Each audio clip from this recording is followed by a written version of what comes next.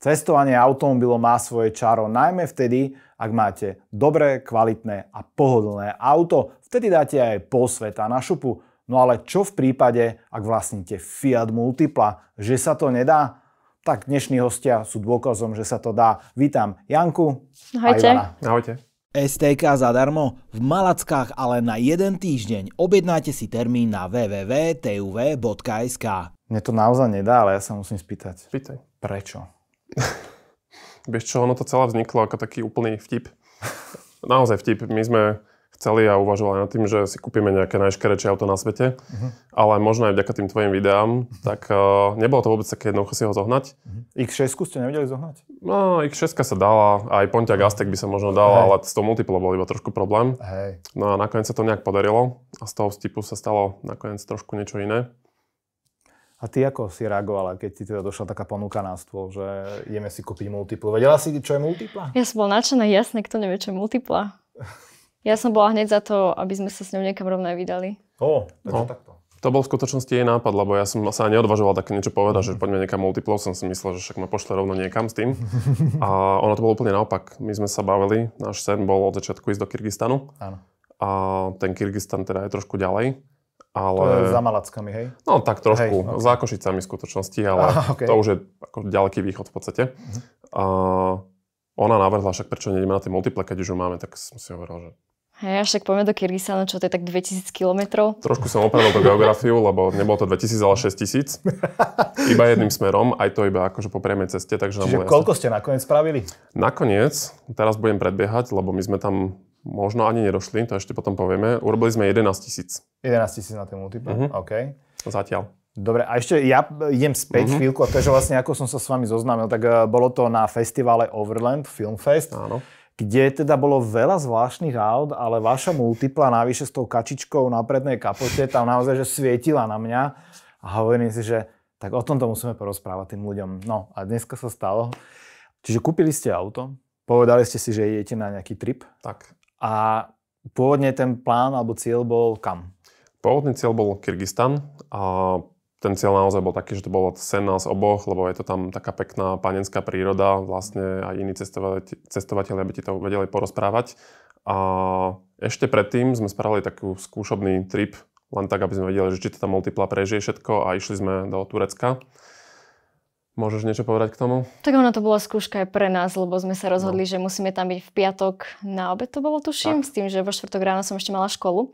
Takže sme sadli, vyrazili. To nevychádza. Vo štvrtok ráno ste vychádzali a v piatok na obed ste chceli byť už tam v Turecku? Áno, my sme to dali za 21,5 hodiny s tým, že to auto, ja som neverila, že to dá, ale ani raz žiadna porucha. Celú dobu sme fičali, my sme sa striedali každé 4 hodiny pri šoférovaní a mega. Vtedy sme zistili, že fakt asi vydrží aj Kyrgyzstan. Mohla by vydržať kilo rezňov a plná Multipla, plná nádrž a išli sme proste. A toto mi akože, my sa bavíme o výlete do Istanbulu, akože to je tak na otočku, že na to bolo tak na otočku. To je, keď chodím tu do potravín v dedine. V podstate trošku. A trošku ďalej. Dobre, čiže išli ste do Istanbulu s tou Multiplou, zistili ste, že to prežila, že všetko v poriadku. A mali ste hneď také nejaké, povedzme, že také muchy na tom aute, že toto im mohli inak tí inžinieri spraviť? Mali sme nejaké mušky, hlavne sme zistili, že má také veľmi nezvyčajné ten interiér, to usporiadanie, ale v skutočnosti tie mušky boli, ono to vyzerá strašne divne, ale je vidno, že ten človek, čo to auto dizajnoval, tak asi vedel aj, čo robí. No tí, čo dizajnovali vonkajšiu stranu, tí sa nikdy nestretli, to bolo asi viac ľudí, ale tí, čo robili to vnútro, tak ono to dáva strašný zmysel, je to fakt praktické, tie 3 sedačky vpredu. A prišli sme iba na to, že chceme nejaké miesto na spanie asi aj vo vnútri, a asi aj hore. A v tom Istanbule sme si kúpili strešný stan, ktorý sme potom dali na to auto. OK. Čiže ten mýtus, nie je to ani mýtus o tej praktickosti Multiply, je potvrdený. A ja sa veľmi čudujem nad tým, že vlastne dnes nikto podobné auto nevyrába. Bola nejaká Honda FR-V a podobne, ale nevidíme to tu masovo nikde, že 3 sedačky vedľa seba, to je mega. McLaren F1 vlastne, to bola taká horšia Multipla. Áno, taká nekvalitná, tak akože to nikto nechce, ale Multipla... Talbot, no. Áno, ten bol ďalší, nie je ich veľa, naozaj, že na prstoch jednej ruky to zrátame, ale čo sa týka tých úplne že rodinných aut, tak tých je na absolútne minimum. Ja tomu priznám sa celkom nerozumiem, podľa mňa je to extrémne praktické. My sme vlastne už skoro na začiatku, keďže naše druhé auto je Lexus GS vlastne tej istej generácie, čo máš ty, tak on nie je až taký veľmi praktický, ten kufor je to predsa len sedan. Je to vtip, no, povedzme si na rovinu. No, akože tá hybridná verzia je úplný vtip tam, ten kufor, ale chceli sme vlastne niečo, čo nám prevezie tie zvyšné veci, takže 3 sedačky zo zadnej, tie zadné, multiple išli hneď preč a vlastne je to z toho taká mini dodávka. A málo ľudí to vie, ale ono je to má menej ako 4 metra na dĺžku. To auto je kratšie ako MX-5. Ale my máme ešte jednu výhodu, nám vlastne chýba airbag na pravej strane, že my máme ďalší úložný priestor. Áno. Chýba, nebol tam vo výbave? Či... No... Možno, že bol, nie našou vinou, tam už nie je. Hej, to? Akože ten pán, od ktorého sme kupovali tú Multiplu z Čiech, pozdravujem ináč, veľký fanúšik Multipiel, tak neviem, že či to bolo v tej výbave, alebo nebolo v tej výbave, ale prišli sme na to potom, že tam, kde máme taký obrovský cup holder, takú dieru veľkú, tak som si všimol, že iné Multiply tam majú airbag. Ty tam máš proste držak na napoje. Je, ale tam sa 2-litrovka zmestí. To je ďalšia vec. V moderných autách mám častokrát problém niekde dať. No, tu dáš normálne 2-litrovku v pohode. Tam taký 2-litrový cup holder. Akože miesto airbagu síce, ale my aj tak sedíme, takže sedíme v strede. OK, čiže aj tak by to tam nemalo koho plesknúť do tváre. No, došli ste do Turecka za, akože to je brutálny čas, to fakt, že klobúk dolu. Tam ste strávili nejaký čas, potom naspäť, teda test bol za vami. Bol. No a po akom čase zotavenia ste sa rozhodli, že vy teda idete smer bývalé Sovietskej republiky? V apríli sme boli v Turecku a v júni sme už vyražali do Kyrgyzstanu. Takže, OK. To sme mali čas na to, aby sme upravili to auto, spravili tam nejaké to bývanie, kuchynku. No, a toto sa idem práve opýtať, že OK, Istanbul, to je tuto, čo by si kameňom dohodil, ale ten druhý trip, aké všetky úpravy tá Multipla musela mať, aby ste sa tam proste... Ak nerátam tú kačičku, samozrejme, to bola číslo 1. No. To je taká akože maličkostá kačička. No, hlavne sme sa bali toho, že tá Multipla má dosť nízky podvozok. Ona až tak veľmi nevyzerá, ona má dobrú tú podlahu, takúto sandvičovú konštrukciu, myslím, ale má strašne nízko olejovaniu, iba 12 cm nad zemou. Fakt je to ešte nižšie ako niektoré veľmi športové autá. Lexus má 13 náš. No, sme to pozerali. Takže hlavne sme nejakým spôsobom chceli ochrániť ten podvozok, čo sa nám ani veľmi nepodarilo, lebo chceli sme objednať taký ten kovový kryt, ale... Tú lyžinu, áno. No, lenže na Multiplu to samozrejme nikto nerobí. To je divné, nechápem. Takže ani ja nechápem. Ani offroadové príslušenstvo sa keby nerobilo vôbec. Takže diera na trhu, takže keď chcete, rýchlo robte, máte jedného zákazníka. Jediné, čo sme našli, tak bolo dovoz z Ruska a tam mi povedali vzhľadom na súčasnú situáciu, že nevedia mi garantovať, že nám to dojde. A tak sme zohnali taký ten offroadový šnorchel, to možno potom bude na videu vidno. Aj zadnú pneumatiku napríklad náhradnú sme zohnali. Hej. A to svetiacu kačku. Ale z tých takých naozajstných úprav chceli sme zdvihnúť zadok auto trošku, lebo ono to sadlo. A to sa nám nakoniec podarilo až v Turecku. Hej. Čiže... Tam to urobiť. Takže reálne, čo sme na tom urobili, bolo, dali sme tam ten strešný stan, dali sme tam strešnú záhradku, ktorá bola pôvodne, z čoho to bolo? Liptovský Mikuláš, tam niekde sme sa ťahali za tým. Pneumatiky offroadové, aby to niečo vydržalo, boli z Poľska. Tak. No to neznie ináč úplne dobre, že pneumatiky, aby to vydržalo, boli z Poľska. Hej. Ale my sme chceli tie BF Goodrich all-terrain pneumatiky. Ja som s ním mal na predošlej takej expedícii veľmi dobré skúsenosti, že som nedostal žiadny defekt. Hej, že vydržali. No lenže problém bol, že v takomto malom rozmere sa nevyrábajú. Takže nakoniec to riešenie bolo také nejaké no-namey? Riešenie bolo nájsť no-namey alebo tak nejaký čínsky vyrobená kópia tých BF Goodrich, ktoré robili ale v tej istej vzorke a že vraj celku kvalitné. Taká Road Cruiser sa to volá. Netuším. Ani ja. Okay. Ale klopem na drevo. Fakt vydržali bez defektu, bez ničoho. Okay. No a čiže toto je auto, príprava auta a potom aká je tá príprava na tú expedíciu, že vlastne čo ste si museli zobrať? Koľko, ja neviem, tón náhradných dielov ste brali so sebou? Tých nebrali až tak veľa. Brzdy sme brali so sebou, filtre sme brali, remec sme zobrali. Klínový remec sme zobrali, oleje, filtre. A v skutočnosti až tak veľmi veľmi z toho nepoužili. Nepoužili sme, akože spoiler alert, a my sme to nemuseli veľmi použiť. Filter nakoniec, nechcem bonzovať, ale sme si objednali a došiel zlý, lebo došiel na inú verziu, takže sme pôvodný iba vyklepali a vyčistili. Keď už ho veľmi bolo treba, lebo už cez to by nevedel dýchať vôbec nikto. Hej. Ale reálne nebolo veľmi ani treba. My tam máme také veľké 2 krabice, ktoré boli určené na náhradné diely vpredu na tej Multiple hore. Tie sme trošku utesnili proti vlhkosti a tam sme to všetko nahádzali. Ale nakoniec, keďže sme si dali fakt dobrý pozor a to auto už od kúpy, preto za ňom bolo zaplatené trošku viac ako napríklad ten Marek z Multiplou z tvojho videa, tak my sme za ňu museli bohužiaľ dať viac, ale vďaka tomu bola fakt v výbornom stave. Tam bolo predtým turbo repasované, boli tam rozvody robené, boli tam tlmiče kompletne, aj pružiny, aj tie brzdy. Takže to auto bolo mechanicky na tých 250 000 km, čo malo najazdených vo výbornom stave. OK, spomínal si, že turbo, to znamená, že máte verziu turbo diesel. Je to ETDčko. Marek má teda tú 100-koňovú. Tak. Šelmu, som chcel povedať, šialenú. Toto je 105, tuším, originál, 77 kW, alebo tak nejak. Dobre, a teraz za celú cestu, aj Turecko, aj tie postsovietské republiky, bol nejaký technický problém? Ani raz. To teraz mi hovoríte, len aby ste si tú multiplu Akože už nás podozrievajú, že robíme reklamu na multiplu. Ale však nám je to až ľúto, lebo vždycky sám pozeráš videa, tam sa kazili, aby sme nemali ani čo povedať. My sme veľmi nemali čo povedať. Vieš čo, odpadol nám ten kryt motora, ktorý sme nakoniec nezohnali, ešte možno o ňom niečo povieme, že ako sme ho zháňali, tak nakoniec tam ostal ten plastový a už v Gruzínsku na takých fakt veľmi zlých cestách tak zasadili sme najprv prvú ranu a tam spravil taký krásny štvorček, taký výrez okolo tej olejovej vane, ktorý odpadol. A potom neskôr v takej dobrej mlake, ktorá bola plná aj nejakých, nie úplne čistých vecí, tak tam krásne do tej mláky sme už ťahali celý ten kryt, takže otrhol som kryt. Hej. Ale ako technicky auto vždy štartovalo, chodilo? Technicky auto štartovalo, chodilo, fungovalo, ani raz nás nikde nenechalo. Dokonca keď sme boli v nadmorských výškach 3000-kách, tak síce zadymilo, ale... Zadymilo slušne teda. Na jednotke išlo. Vládalo, hej? Vládalo. Ako vďaka tomu turbu, ono v nadmorskej výške ti turbo pomôže, lebo tam je vlastne málo toho kyslíku trošku. A mne to už normálne štrápne povedať, že proste fakt sa nič nekazilo, je to 23-ročné auto. Hej. Všade inde sme videli cestovateľov, počas toho, keď sme boli my tam, tak iní písali, že sú tam na Land Cruisery z 80 tej 80 series a odišlo mu turbo v Turecku, ďalším odišlo... Polos. Presne tak. Napríklad Remišovci, tam tiež mal nejaký maličký problém s nejakým remeňom a mi furt nič. Až ešte to tak trápilo, ne? Tak mňa to normálne štrápilo. Tak šrobovákom do toho pýchal, že niečo už musí byť.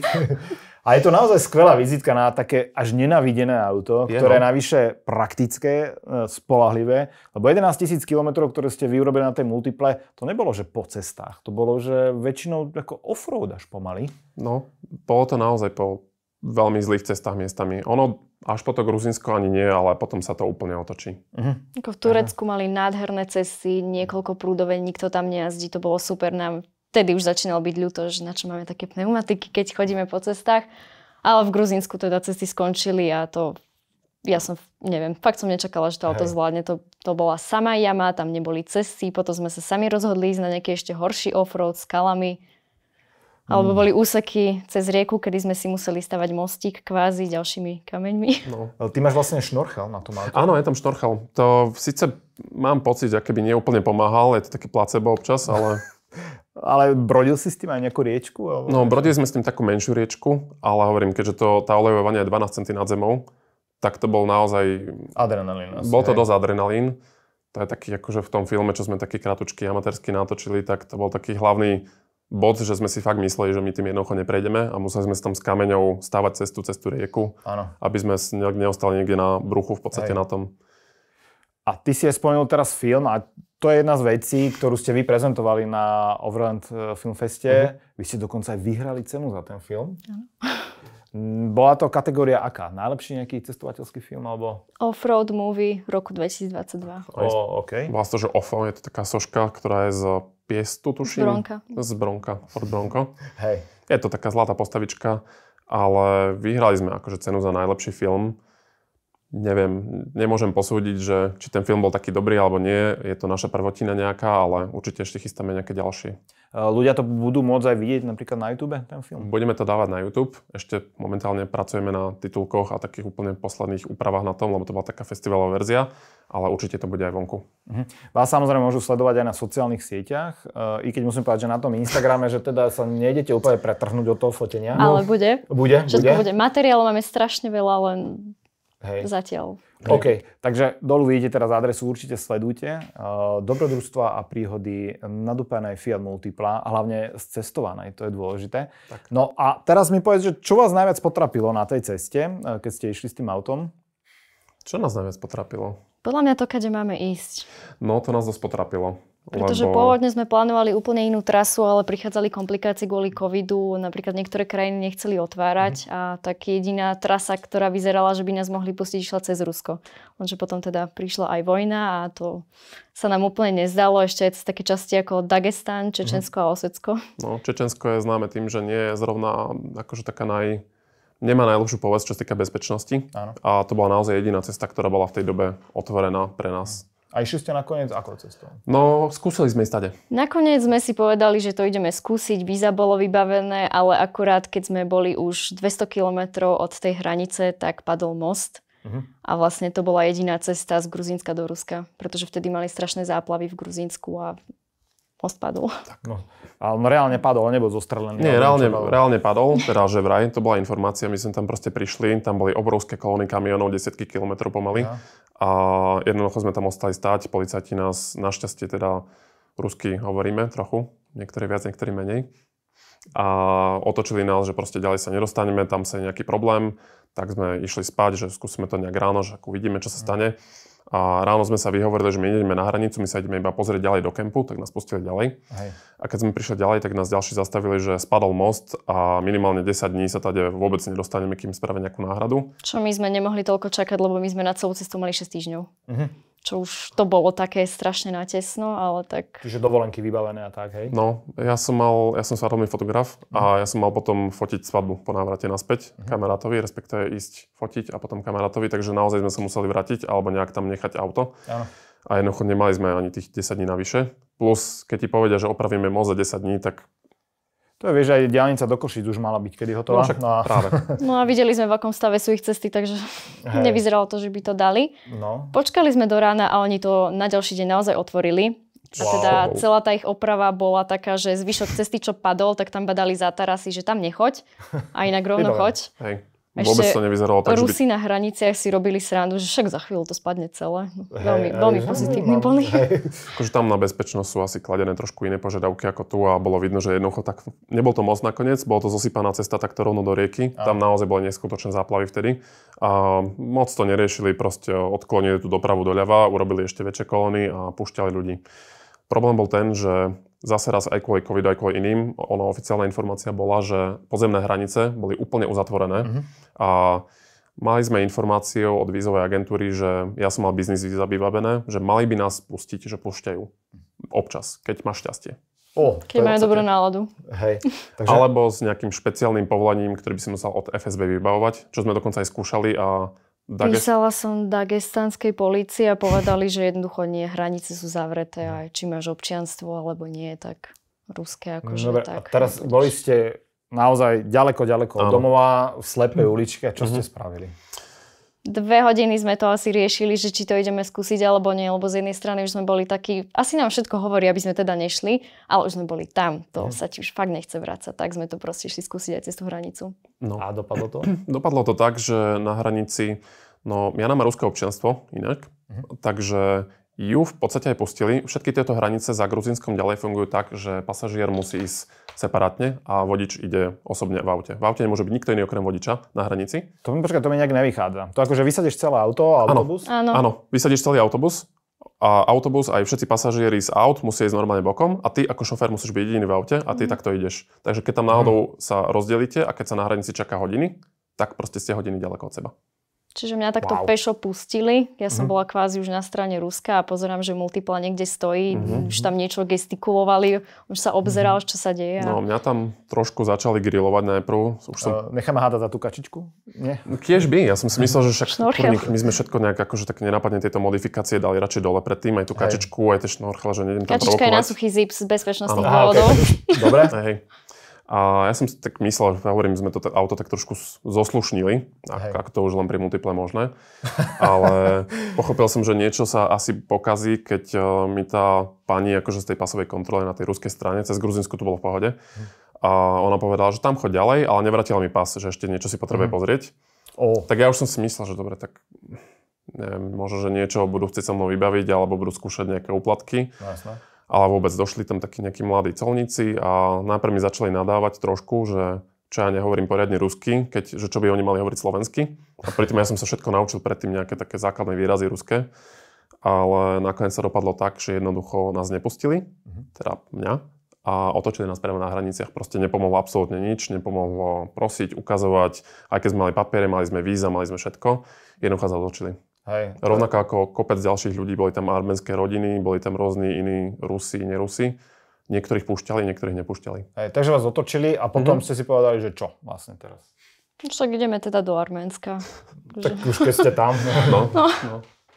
Gruzínsko nemalo veľmi zmysel tam ostávať, pretože kvôli tomu počasiu, hoci kam sme išli, tak nás ráno zobudili, že tu padla nejaká cesta, choďte radšej inde. Tak sme išli do Arménska, tam bolo počasie super, príroda bola nádherná. Ja som ešte chvíľu špekuloval, lebo mne to fakt nedalo, hovorím, kurník sme takto ďaleko. Tak som ešte písal, že by sme išli nejak predsa to skúsiť cez Irán. A v Iráne som našiel nejakého Ahmeda miestneho, čo by nám vybavil zase raz také špecifikum, na ktoré sa treba pripraviť, keď idete na cestu, či už okolo sveta alebo niekam. Niektoré krajiny vyžadujú tzv. Karnet, a to je niečo ako pas pre auto. Ty si to musíš vybaviť vopred a je to akoby záruka za to, že to auto tam nenaimportuješ a niekomu to tam bez cla nepredáš. Hej. Takže bez toho karnetu ťa v podstate nepustia s tým autom. My sme karnet nemali, ale našiel som niekoho, čo by nám ho možno vybavil. A ten ma hneď zastavil, že vybaví, ale ďalej nás nepustia, lebo Turkmenistan nedával absolútne žiadne víza, ani tranzitné, oni proste prestali dávať. A ďalej cez Afganistan jednoducho absolútne žiadna cesta neviedla. Tak sme si povedali, že aspoň si užijeme zvyšok tripu a ideme do Arménska. Hej, no a Arménsko ako nás pôsobilo? Tam počúvam naozaj samé chvály na tú krajinu, ľudia, jedlo, kultúra, príroda samozrejme, takže ako to na vás pôsobilo? Tak úprimne, jedlo sme si moc neužili, určite bolo veľmi dobré, ale prišla na nás klasická cestovateľská pomsta. Dosť. Takže zháňali sme tam miestny NDX po obchodu. Hej. Ale veľmi zaujímavá krajina. Mne sa páčila asi najviac. Mne sa páčila hlavne tá kombinácia toho, že tam máš auta od žigoliakov až po Mercedesy. Čiže všeochuť. Áno, áno. Ľudia boli veľmi milí, každý sa nás pýtal, že čo sme, skade sme, že si nám poďakovali, dokonca aj 10-ročné dieťa, že sme prišli. Veľmi milé to tam bolo. Tam ste sa koľko zdržali? Tam sme sa zdržali nejaký týždeň až 2, potom sme fičali vlastne domov. Ale pár dní sme presedeli teda trošku a potom sme išli ďalej. No a to sedenie ma zaujíma, že čo ste? No v takýchto prípadoch ja tiež každému odporúčam, síce máme auto, ktoré je obytné, ale tak akože do multiply vecko fakt nezmestíš. Takže treba v týchto prípadoch proste niekde zakempiť v niečom pohodlnom, prečkať to a nevymýšľať, lebo sa ti to vráti. Ja som na svojej jednej predošlej ceste takto preháňal a skončil som sa salmonellózou. Takže až takto sa dá. No, dá sa aj takto. Takže proste treba si sadnúť, neblbnúť, naozaj dodržať nejakú tú dietu, počkať 3-4 dní a potom radšej ísť ďalej. Dobre, no a potom ste už išli vlastne smerom domov, to ste išli spodnou vetvou, predpokladám, cez Turecko. Išli sme cez Turecko, inak aj ona cesta tam bola taká zaujímavá, že netreba úplne veriť Google mapám, lebo tie nás prosím pekne posielali najprv. No pôvodná cesta do Kyrgyzstanu bola, že ideme Turecko, Arménsko. Tá hranica 30 rokov nie je otvorená. Ale Google ťa veselo cez ňu pošlo. Hej, však skúsiť môžeš. A my sme si to pôvodne nejak neuverili, až presne na ďalšom Overlande nám hovorili ľudia, čo už to majú cestované, že tá hranica je zavretá. My že aha. Čo ďalej? Potom druhý taký moment s Google mapami bol, keď sme chceli v Gruzínsku kúpiť SIM kartu. Poslalo nás to do nejakej dediny, tam boli iba sliepky, prasce po SIM karty ani stopy. Ďalší moment, keď sme chceli pozrieť nejaké krásne mestečko kláštorné Vardziu, tak sme skončili zase úplne niekde v dedine, 4 hodiny vedľa. A tam napríklad nás zastavili ruskí vojaci, takí, čo si koňa tuším ťahali za sebou, že? Gruzínsky. Na takom starom džípe a ťahali za sebou koňa, že proste takto iba mal a on za ním bežal kôň za tým džípom a gruzínski vojaci nás zastavili. No a napríklad tam nám povedali, že sme niekde úplne inde. A tam vznikla ešte ďalšia taká situácia, že ja som tak akože žoviálne som im hovoril potom, že spasíba, že akože ďakujeme. A on ma hneď zastavil, keďže oni majú tiež nejakú takú svoju históriu medzi sebou, Gruzínci a Rusi. Tak hneď, že nie spasíba, on iba anglicky vo mne, že proste tu my nechceme spasíba. Až takto. To som vlastne chcela povedať, že väčšinou, keď niekto cestuje na tento smer, tak tá ruština veľmi pomôže. My sme tam v Gruzínsku komunikovali rusky, arménsky sme komunikovali rusky, viem, že aj ostatní, čo idú až do Mongolska, tam sa stále dohovoríš. Ale treba si dávať teraz v dnešnej dobe pozor okolo hlavne takých hlavných miest, okolo vojakov, policajtov, ktorí nemajú dobrý vzťah momentálne s Ruskom, čo asi nikto, ale na nich ani len nerozprávať rusky. Radšej anglicky. Naozaj anglicky, no. Vieš, čo vedeli v celku, ale... V Turecku vôbec. Ani zaťať. V Gruzínsku už hej, v takých väčších mestách sme sa vedeli dorozprávať aj anglicky. V Arménsku napríklad ten mladý školák, ktorý nás taký zastavil, čo si chcel zalietať s našim dronom vlastne, čo nám aj potom poďakoval, tak mladý uprostred relatívne ničoho, fakt v takom postsovietskom meste, ktoré bolo dosť teda zničené tým, že tam zanikla tá jediná továreň a hovoril pekne anglicky, sme sa s ním porozprávali. Čiže s mladými sa dá takou lámovou angličtinou, ale so staršími asi jedine rusky. Asi tak vedie. No a napríklad v Turecku takto vznikla vtipná situácia, keďže tam naozaj nevedeli v tých menších mestách ani zaťať anglicky vôbec. Tak my sme spomínali, že chceli sme zdvihnúť ten zadok multiply a chceli sme nejaké servisné veci urobiť. A dostali sme taký tip od všetkých ostatných, že v Turecku sú strašne lacné servisy. Nevedeli sme, že ako až lacné. Hej. A tak sme dostali tip, že kam ísť, takého tzv. Mesta Akca Koca sa to volalo. A tam tiež sme to aj do filmu dali, lebo to bolo také dosť grotextné. Sme nejakou lámanou nemčinou, ja nemecky neviem, spolu s turečtinou, spolu s rukami sme si našli ten servis, kde by nám to spravili.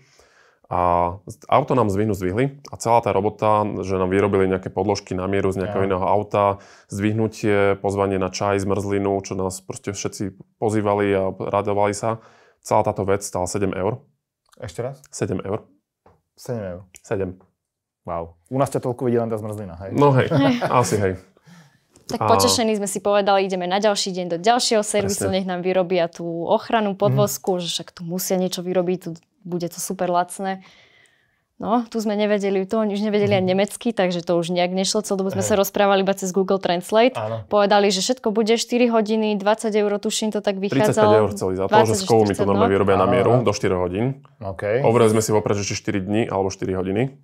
To je dôležité, no. Zase priateľsky, na obed nás pozvali, nič nechceli po nás a tak nejak celú dobu s nami sedeli, ženy nám predstavili deti a Ivan tak na mňa pozerá, že však oni nič nerobia. A že nie, že určite tu nejaký iný človek, čo niečo robí. Tam bol taký československý starý sústruh a oni tam vyrábali, všetko nám poukazovali, fakt aj deti, aj úplne všetko, ale hovorím, nám absolútne nič, to auto sa nepohlo, oni nič neodmerali, nič nerobili. Stále hovorili, že no problém, tak my, že dobre, tak nejdeme už vyskakovať, aby sa náhodou neurazili, že sme nedočkali alebo niečo a teda potom po 4 hodinách sme zistili, že no problém znamená, že ten plastový kryt je dobrý. Že no problém, že nemáte problém. Aha, takže to bolo, takže nepochopili ste sa nakoniec. Takže 4 hodiny sme to vlastne iba s nimi sedeli na čajkoch, na kávach a na obede. Tak ale aspoň ste spoznali ďalších ľudí? Spoznali, máme toľko followerov z Turecka na Instagrame. Vlastne jediných, čo máme, tak sú asi z Turecka.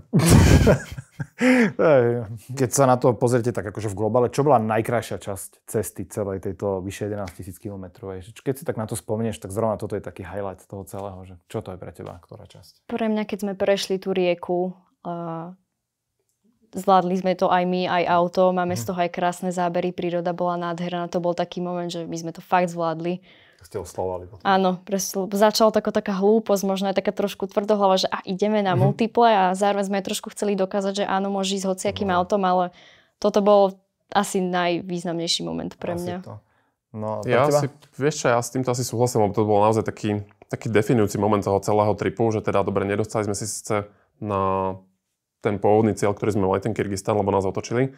Ale presne to dokázanie, že keď nám aj potom hovorili offroadiaci, že tú cestu, ktorú sme išli a zase raz omylom nás Google Maps poslala inou cestou, my sme si vybrali ešte tú ťažšiu, ani sme o tom nevedeli.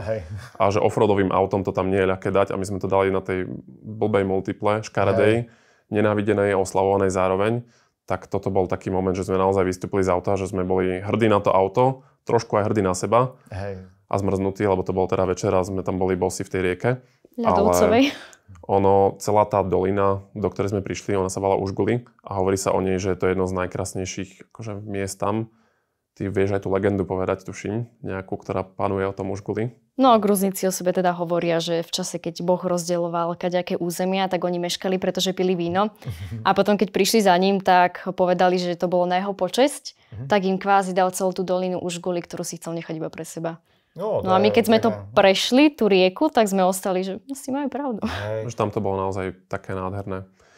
A ja by som povedal, že toto je ten moment, že kedy tá multipla dokázala, kedy sme my dokázali, že je naozaj jedno, alebo nie je teda úplne jedno, s tým offroadovým autom by to určite bolo jednoduchšie, ale ľudia v podstate čokoľvek, čo majú doma, takéhoto auta nejakého za niekoľko 100 eur, nemusíte to vôbec nejak limitovať. Možno si dáš nejaké lepšie pneumatiky na to, zbalíš kufre, zbalíš nejaký spacák a tá cesta je cieľ, môžeš dojsť v podstate v pohode aj okolo sveta. Hej. Čiže tie výhovorky typu, že nemám najnovší Land Rover Defender, tak to asi neobstojí. Okay. A na druhej strane zase bol tam taký moment počas tej cesty, keď ste si povedali, že stačí, koniec, otáčame a ideme domov.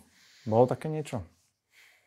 Možno pred tou riekou, nie? Že po tej rieke to bolo také... Ja som bol pred tou riekou taký, že no toto asi nedáme. Ja som bola, že to prejdeme. To máme vo videu, to dáme.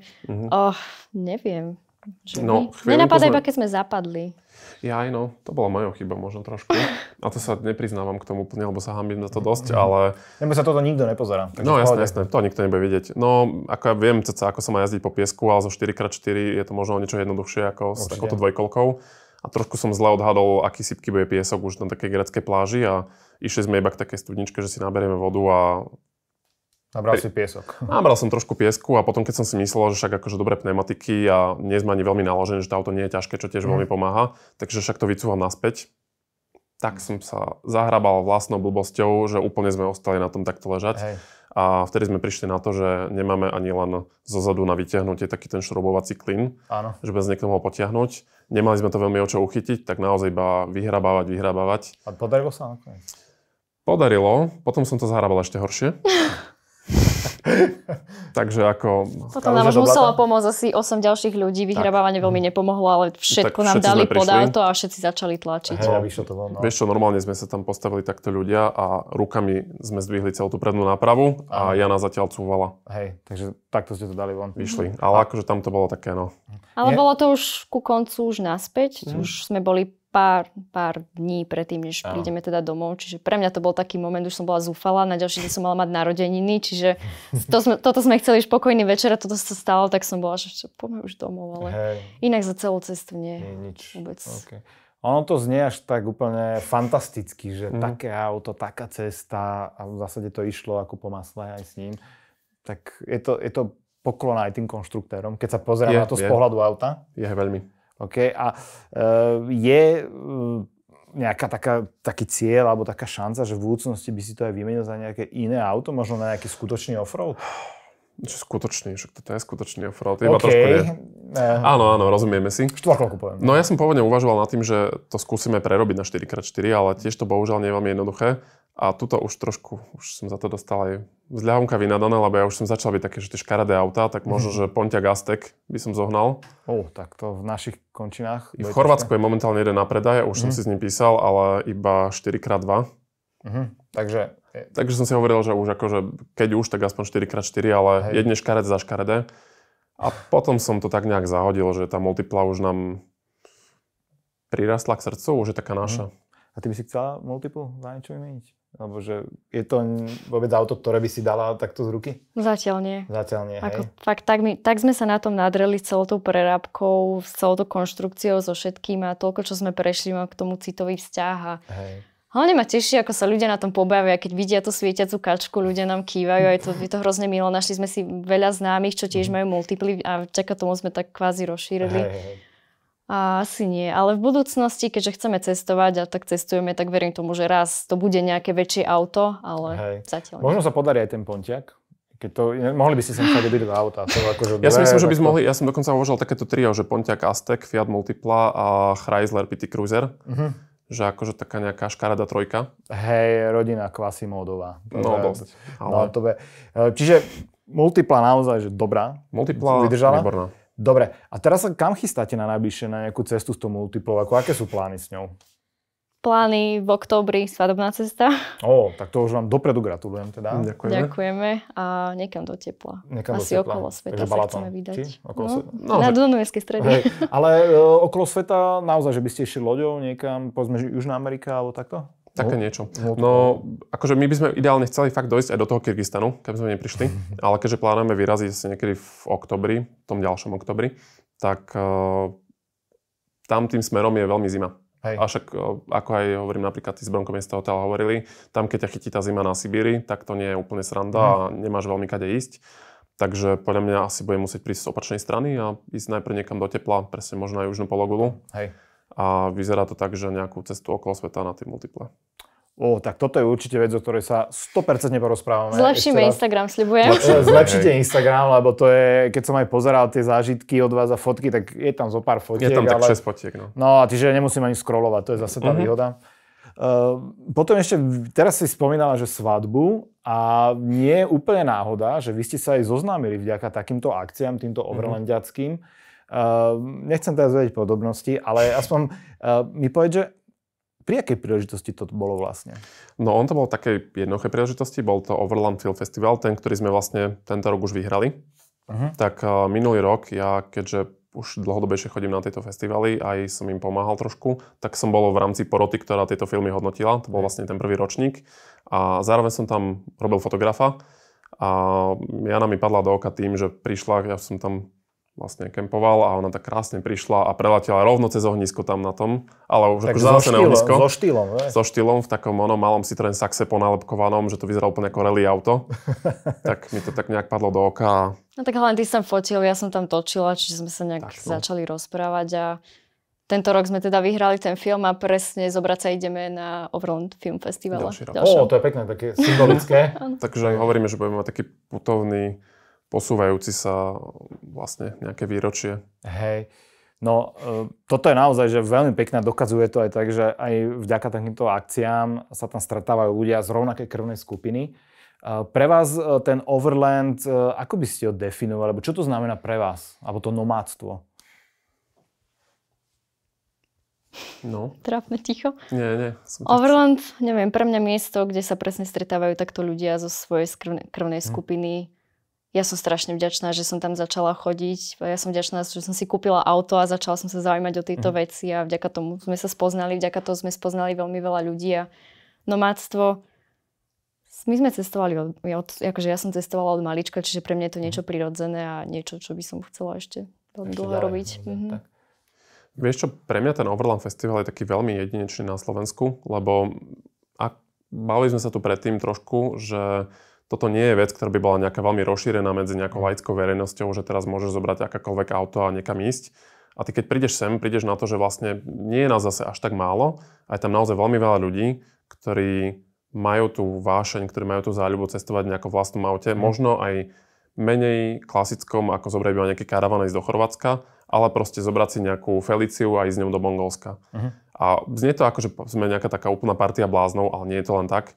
Môže tam prísť v podstate ktokoľvek a mi sa páči, že teraz sa tá komunita naozaj nabaľuje. Tie prvé ročníky Overlandu boli také o niečo menšie a teraz tuším na tom hlavnom festivalu už bolo cez 1000 ľudí z Čiech, zo Slovenska a veľmi sa mi páči, že je to také inkluzívne, chodia tam naozaj rodiny s deťmi, oni sa to snažia tak veľmi ukázať, že naozaj to, že si máte deti alebo že máte nejakú rodinu, starší, mladší, nezáleží na tom, a vždy sa dá, keď sa chce. Hej. A oni to tam, hlavne s tými deťmi, je to trošku ťažšie možno, ale práve aj tieto prednášky, čo tam robia, tak učia, že všetko ide, keď sa chce a keď máš nejakú tú vášeň preto. A na tom Overlande sa presne všetci takíto ľudia stretávajú a pomáhajú si navzájom. Hej.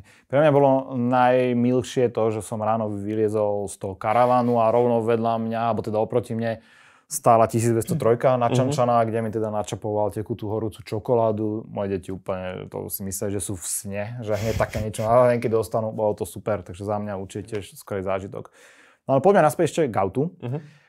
Multipla teda na tento moment ostáva, nikam nejde, ale ak by si mal vybrať jedno také, že auto snov, možno práve na to cestovanie, úplne, že tak môžeme aj ustreliť do sveta fantázie, že čo by to bolo? Môžeme ustreliť a neviem, či teraz toto budú ľudia poznať. Je to Bremach T-Rex. Nepoznám, takže nám to môže... Vynikajúce. Bremach T-Rex je to talianská značka a v podstate je to, teraz aby som náhodou nepovedal nejakú blbosť, oni vyrábajú alebo prerábajú Iveco. Je to v podstate niečo ako Iveco Daily. To znamená, môže to byť stále do 3,5 tony a je to hardkorovejší offroadiak, má to 2 redukčné prevodovky, naozaj to prejde absolútne čímkoľvek a zároveň ja som už naozaj asi na také tie škarečie autá. Má to veľmi kontroverzný vzhľad a spredu to vyzerá ako taký strašne zvláštny dinosaurus. Ale v podstate si predstav Iveco Daily 4x4. Áno, takže to je niečo vlastne na ten spôsob. Väčšie. Je to maličko väčšie ako Multipla? Je to o kúsoček väčšie, ale stále sa zmestíš. Pre mňa by bol cieľ niečo, čo má kúpeľňu s veckom, ale zmestí sa to do 3,5 tony a zároveň to vie prejsť nejakým ťažším terénom. Takže presne toto. Takže také niečo. OK. Ty máš ešte nejaké? Či? Ja som sa takto, nikdy som nepremýšľala nad cestovateľskými autami, čiže v tomto s ním súhlasím. Ja som vždycky pozerala na športové autá a podobne, ale tiež by som tam chcela nejakú... Ale dobrú správu mám pre teba. teraz Porsche predstaví onedlho offroadovú 911. Ideme do toho. Takže? Do toho. Ja akože poškujem po Miatách offroadov spravených poslednú dobu. To je také uchylné, že to pekné. Že? Má to niečo do seba a mne sa veľmi páči ten štýl, že auta, ktoré nikdy konštruktéri nezamýšľali, tak teraz niekto to začne dvíhať, dať tomu obrovské kolesa. Niečo to má do seba, treba povedať. Má to niečo do seba, no. Ako podľa mňa tej fantasy sa medze nekladú a netreba sa veľmi pozerať na to, tak ako pri tej multiple, tak aj pri iných autách, čo si o tom myslia ostatní, keď sa to tebe páči, keď to v niečom je zaujímavého, iného. Treba do toho ísť. Hej. Jediná medza na Slovensku je STKčka. No, to je trošku horšie, no. S tými kolesami asi veľmi nie, ale pozri teda, určite 911, možno sa ti to zapáči. Alebo si to registrovať v nejakej inej krajine. Takéto veci sa v Amerike napríklad, tam mám pocit, že čokoľvek, čo úplne sa tam nerozbliká na palubovke, tak to proste to STKčko prejde. Keď sa vrátime trošku späť v histórii, tak kedy si sa ty vlastne tak prvýkrát nakazil tým overlandingom alebo tým cestovaním, tým nomádstvom? Pamätáš si na tie svoje začiatky, že čo vlastne bol pre teba ten štartovací bod? Taký štartovací bod, neviem, plus minus nejakých 10 rokov dozadu, keď som si prvýkrát povedal, že pôjdem niekam autom a zobral som sa len tak ešte so starou Škodou Superb a odviezol som sa za noc do Talianska. Tam som prespal v aute a potom som si pobehal všetky tie cesty, čo kedysi Top Gear mal, že najkrajšie cesty v Taliansku, tak som si všetky dal na mapu a kompletne všetky som si ich takto obehal. Na starom Superbe. Áno, hore mi zhoreli brzdy. Potom som tam rukami, nohami ukázal, že nech mi ich vymenia a tam som tak nejak pochopil, že toto asi bude ono a potom len tak na chvíľočku, že požičať si nejaké auto a do Rumunska na ňom, lebo požičané auto všetci vieme, že je to najrýchlejšie. Najlepší závoďák. Tak. Alebo firemná Fabia ešte občas. Hej. Ale tak nejak to vzniklo, že som začal nejak túžiť po nejakom takomto väčšom tripe a ja mám ešte potom za sebou aj také dve iné väčšie cesty po zahraničí, ale teraz vlastne by sme chceli spraviť takúto veľkú okolo sveta. Tak ja dúfam, že vám to vyjde. A chcem povedať, že ty si aj trošku taký petrolhead, že teda máš dobrú značku auta. No. Ale sú aj také cesty, ktoré, presne ak ty si hovoril, že si pobehal tie, kde natáčali Top Gear v rámci Dolomitov, možno v rámci Vlastne všetky tie Stelvia, Fulvio a tieto tu. Čiže to máš za sebou. A sú ešte nejaké cesty, ktoré by si chcel možno takto pochodiť? No, ako častokrát, aj keď sme spolu išli, tak sme hľadali, tak existuje stránka dangerousroads.com alebo org, nie sme si momentálne istí, a tam je vlastne zoznam org, ďakujem. Tak tam je zoznam takýchto všetkých možných zvláštnych ciest. Oni nie sú iba nebezpečné, ale sú to presne takéto cesty, ktoré ako petrolheadi vyhľadávame. Pekné okresky by som to nazval. A momentálne láka ma v podstate nejaké tie pekné indické cesty, možno niekedy, hoci India samotná po tých skúsenostiach v Arménsku ani veľmi nie. A ešte možno Francúzsko, toto Švajčiarsko, Taliansko a tieto najbližšie máme relatívne pochodené. No a pre teba také, že vysnená cesta niekde? Grécko. Tiež ich tam veľmi veľa na tej stránke a to sú proste nádherné cesty pre mňa. Plus prešli sme celú Majorku, mali sme vtedy požičanú Miatu a to bola tiež nádhera. Samozrejme strecha dolu. No, samozrejme. No musí byť vtedy. Čiže máš aj ty v pláne teda tiež takéto cestičky. Okay. No a u teba to ako bolo s tým začiatkom tej cestovateľskej vášne? Že keď si zistila, že asi to cestovanie bude to práve? U mňa to zvláštne začalo už v detstve. Ja si pamätám, my sme chodievali... z domu? Nie? Vtedy nie. Ešte vtedy, keď som nemusela utekať z domu, tak sme teda jazdievali s rodinou až do Ruska. Všetci 5 sme sa napchali do Lady 111 a pamätám si, že otec tiež takto nezastavoval. My sme proste zastavil, keď bolo treba. Spali sme všetci v aute, nasačkovaní pri kamionistov a išli sme ďalej a na toto mám asi najlepšie spomienky, mňa to vždycky tak bavilo a potom vravím, keď som si ja kúpila auto, tak tiež väčšinu času som trávila tým, že som tu behala kade tade a objavovala cesty a potom to bolo zakončené, ak si prebehla cez tie plamene tam. Nie, ono prežila, nič sa s ním nestalo. Tak a vtedy si uvedomil, že to je tá žena, ktorá cez tie plamene prešla k tebe. V podstate, hej. Ja som zvykal robiť ohňovú show, takže pre mňa to bolo úplne také jasné znamenie. Pamätám si ináč ohňovú show. Hej. Aha, vlastne pravda. Hej, som videl tam.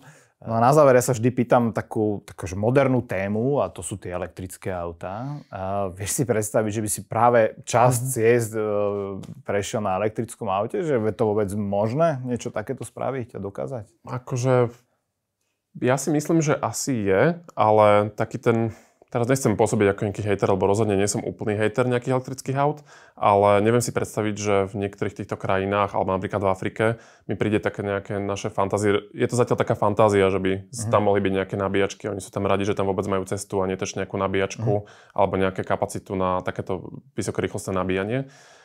Ale na druhú stranu, ja som uvažoval nad takým nejakým roadtripom. Dokonca som našiel, že v Číne vyrobili na chvíľočku licenčne už faceliftovú multiplu elektromobil. Existuje to. Takže... Ale ja si myslím, že by nám to dosť nevyhovovalo, keďže my radi šoférujeme veľa. Tým, že sme obaja schopní šoféri a vieme sa prestriedať, tak nás by to strašne brzdilo, že by sme museli prejsť tak málo kilometrov a tak často zastavovať. A... To by nebolo ono. Hej, pre nás nie. Verím tomu, že nie. Pre niekoho áno. Už som videla, že ľudia to takto testovali. Ale vôbec. Nemyslíš si, no. No, 21,5 hodiny Istanbul by si asi nedal. Preto kam, že nie. A keď si spomenul tú Afriku, nie je to jedna možnosť tých oblastí, ktorá by ťa lákala prejsť aj na tie multiple? Rozhodne je. A preto sme aj tak trošku uvažovali. My sme sa vrátili, kedy? 2-3 týždne dozadu sme sa vrátili z Maroka. Tam sme síce iba zaleteli. Minulý týždeň. Aha, minulý týždeň, dobre. Čas letí, ale som sklamaný, že zaleteli. Ako som čakal, že ja, na otočku. Ale bohužiaľ nebolo toľko času teraz v tejto chvíli. A síce sme zvažovali, že na otočku, však to nie je až tak ďaleko, nejakých 3-4 tisíc kilometrov. Ale keďže sme fakt mali iba týždeň, tak by sme strávili asi 3-4 dní z toho v aute. Hej. Tak predsa len sa to nie úplne oplatilo a povedal som si, že sa tam ešte vrátime na multiple. Hej. Tak to som veľmi zvedavý. Africké dobrodružstvo. Takže nejaké africké, podľa mňa by sme chceli dať. Určite to príde. Tak a tým sa dostávame na samý záver dnešného Volants TV štúdia. Ja veľmi pekne ďakujem Janke a Ivanovi za to, že prišli. Samozrejme, dajte im follow na sociálnych sieťach, aspoň ich donútime, aby tam začali niečo postovať, pretože tých zo pár fotiek, čo tam je, vôbec nie je zlých. A ak máte akékoľvek otázky na nich, tak samozrejme píšte ich dolu pod video na YouTube. Obidvaja sa tam určite pozrú a zodpovedia. Ďakujeme. Ďakujeme za pozvanie. Potešenie na mojej strane. Ja vám držím palce v ďalšom živote, v cestovateľskom aj v osobnom, keďže teda bude tá svadba. No a my sa určite vidíme aj pri ďalšom, podobne ladenom cestovateľskom videu. Už onedlho. Ahojte. Môžeš aj ty pozdraviť. Dobre, ahojte. Čaute.